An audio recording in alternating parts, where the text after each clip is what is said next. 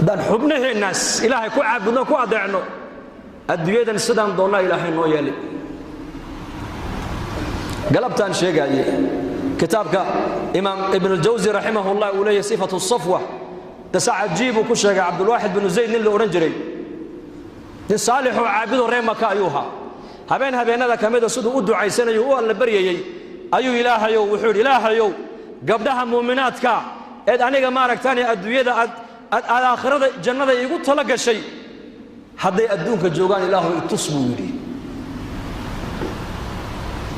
uu seexday markuu ducaystay buu iska seexday manaan baa lagu yiri gabadha maymunata sawda layda ee Ciraaq ku nool ee magaalada Kuufa ku nool ee miiga Kuufa ku nool ayaa kamida gabdhaha muuminaadka jannada lagu guurin doono makuu ka dhaqaaqay Ciraaq buu tagay magaalada Kuufa yimiday dadkii buu wareystay markaas loo sheego leeydi wartaasi waa tu macduurada oo dadka ma soo dhex gasho magaalada dibaddeeda xoolo ku dhaqata waa iyada waxa rabay ii tilmaama halka mar uu tag baa lagu yiri wuxuu u yimid iyadoo ari badan dhex joogta arigeegii iyo waraabuhuna isla daaqayaan isla cunayaan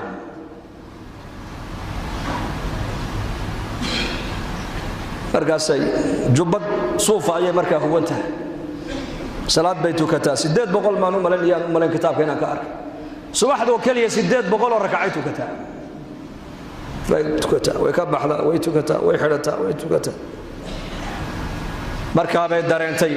qof bini aadana inuu meesha soo dhawaado ariga soo dhex galay salaadii bay khafiifisay kolka salaadii ka baxday ayay ku tiri ibn Ziyad ibn Zayd bay ku tiri ballankeenu halkan ma hayno aakhire iska socod bay ku tiri wallahi